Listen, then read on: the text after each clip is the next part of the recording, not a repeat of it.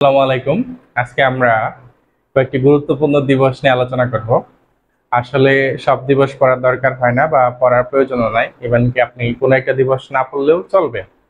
তারপরও কয়েকটি দিবস যদি দেখে রাখতে পারেন ভালো।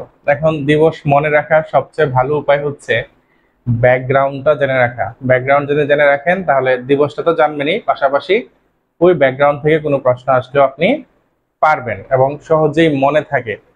খেয়াল করুন, আজকে আমরা কয়েকটা দিবস নিয়ে আলোচনা করব। প্রথমে আছে আমাদের পহেলা মার্চ। পহেলা মার্চ হচ্ছে জাতীয় বীমা দিবস।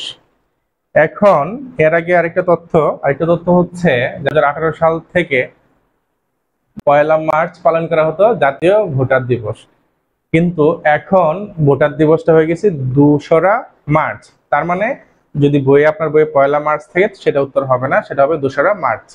তাহলে কেন 2রা মার্চ হলো? কারণ পহেলা মার্চ জাতীয় বীমা দিবস ঘোষণা করায় 2 তারিখে ভোটার দিবসটা নিয়ে যাওয়া হয়েছে। এখন কেন পহেলা মার্চটা এতই গুরুত্বপূর্ণ যে ভোটার দিবস পরিবর্তন করে এটা করা হয়েছে? কারণ আমাদের বঙ্গবন্ধু আলফা লাইফ ইন্স্যুরেন্স বা আলফা ইন্স্যুরেন্সে এই অঞ্চলের প্রধান হিসেবে চাকরিতে যোগদান করেন 1960 সালের পহেলা মার্চ। তাহলে ওই দিবসটাকে স্মরণীয় করে রাখার জন্য জাতীয় বীমা উন্নয়ন কর্তৃপক্ষের অনুরোধের প্রেক্ষিতে পয়লা মার্চকে জাতীয় বীমা দিবস ঘোষণা করা হয়েছে। এখন দেখুন, এই যে 14ই মার্চ হলো বিশ্ব পাই দিবস।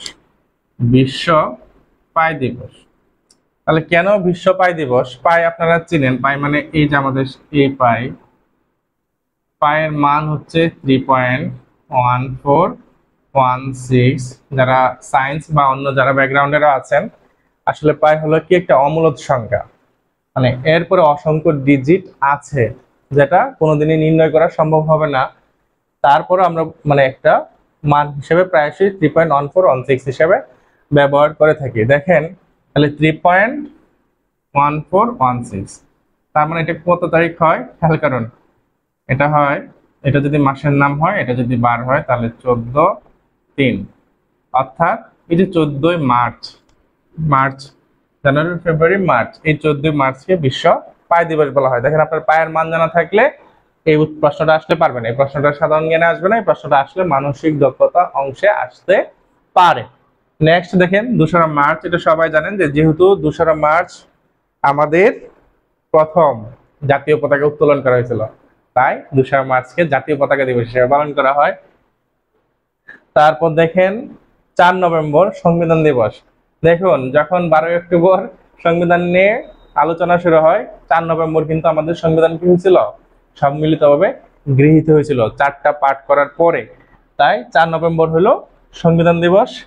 এখন আসেন আমাদের 17ই সেপ্টেম্বর জাতীয় শিক্ষা দিবস।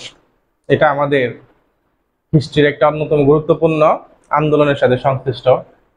দেখেন 1962 সালে শরীফ কমিশন বা তৎকালীন আইয়ুব সরকার 58 সালে একটা কমিশন করে দিয়েছিল। তাদের যে রিপোর্ট প্রকাশিত হয়, তখন সেখানে শিক্ষাকে সংকুচন করা হয়েছিল। বলছিল যে শিক্ষা এমন কোনো জিনিস না যেটা বিনামূল্যে পাওয়া যায়, এবং যে যে নর্মাল নিয়মগুলো ছিল শিক্ষা সহায়ক পরিবেশ, সেগুলোকে কঠিন করা হয়েছিল। ভর্তুকিগুলো তুলে নেওয়া হয়েছিল। ছাত্রদের পড়াশোনা বিরুদ্ধে এটাকে বলা হতো একটা কালো রিপোর্ট ছিল। তখন সবাই মিলে প্রতিবাদ করে, সেটা হচ্ছে 17ই সেপ্টেম্বর।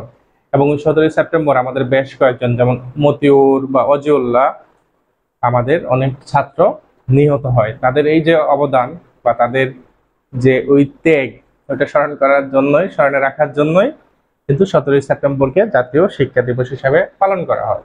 এরকম আরো অসংখ্য দিবস আছে। দেখেন মুক্তিযোদ্ধা দিবস আছে সম্ভবত 1লা ডিসেম্বর, আমাদের বিজয়ের মাস শুরুতেই ওইটা করা হয়েছে।